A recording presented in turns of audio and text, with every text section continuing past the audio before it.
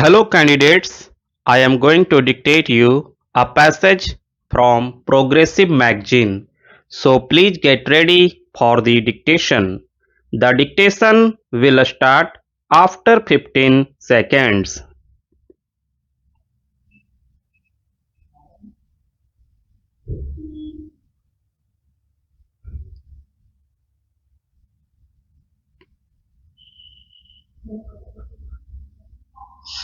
How times have changed.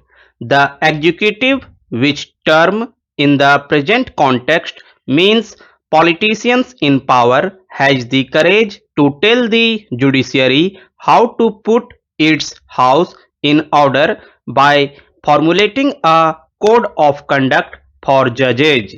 What about the code of conduct of the ministers and parliamentarians? What about the code of conduct for the political parties during elections, often formulated but always violated? And what about the pervasive corruption in the executive? One would be inclined to tell the executive to practice honesty and uprightness before it preached, but one refrains from doing so because the sad face is that the judiciary has deteriorated beyond belief and one no more feels morally confident in defending the institution. Look at the waning public support for the judges and the judiciary. When three Supreme Court judges were superseded, there was a strong public protest against the move, and there were lawyers, public men, and journalists prepared to stand up and be quoted. When there was the move, the transfer of High Court judges, this was viewed in the correct perspective as a serious attempt further to discipline the judges. This instrument was liberally used during the emergency, though because of the censorship, formal and informal, the fact of the transfer of 16 judges did not come to light. It was heartening to discover that there were brave judges in the High Court who were prepared to pay the price for their uprightness. The nation owes a debt of gratitude to them. The full story of how the government has twisted arm of the judiciary is yet to be told. Facts remain hidden, though there are occasional rumblings, particularly by retired judges. Mr.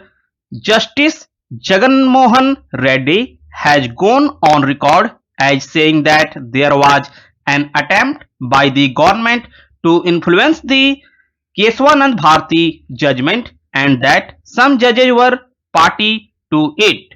We all know how an attempt was made by the then Chief Justice to review the Keswanand Bharati judgment by the large bench, but the move was hastily abandoned, perhaps because it needed majority in favor of the reviews was not in sight.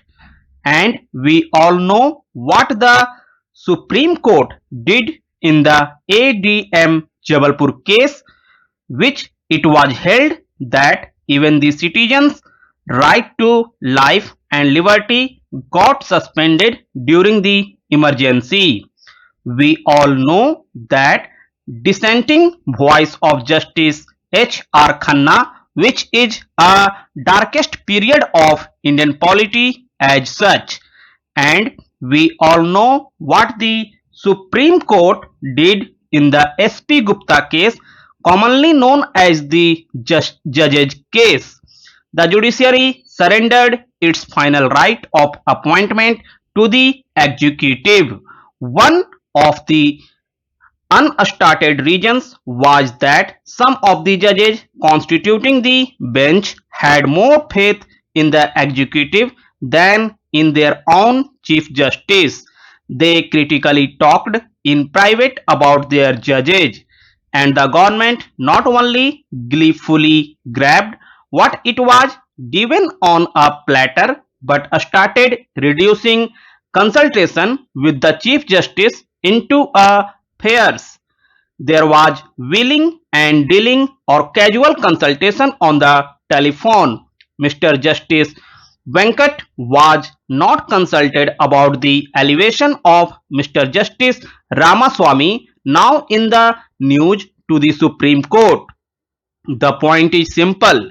So long as the public was convinced that the judiciary was more sinned against that sinning at last, the more upright people came to its defense. But when they found that the worst enemies of the judiciary were some of the judges themselves, they started losing moral fervor.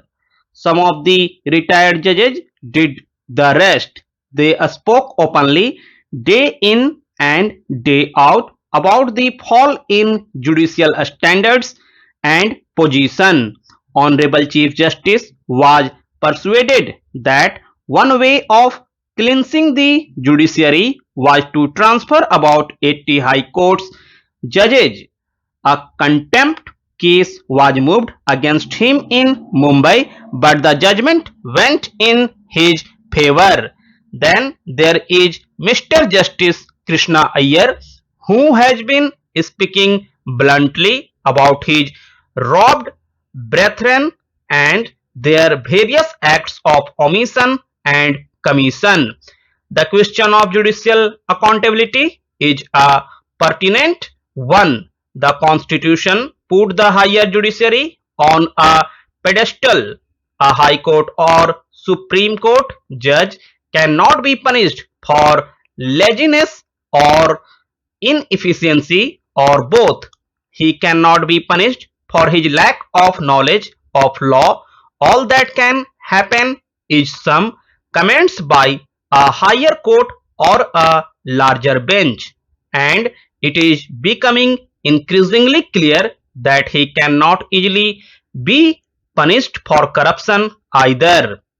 He has to be impeached through a difficult process, now made much more difficulty by the Supreme Court through its ruling on the subject.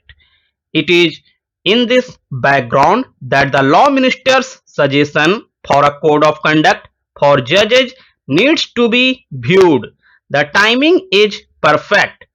Public sympathy for judges is virtually non-existent, having rested all it wanted on matter of appointments and transfers. The executive is further trying to humiliate the judges by focusing public attention on their more soft sides, and the points chosen for the proposed code are empirically based.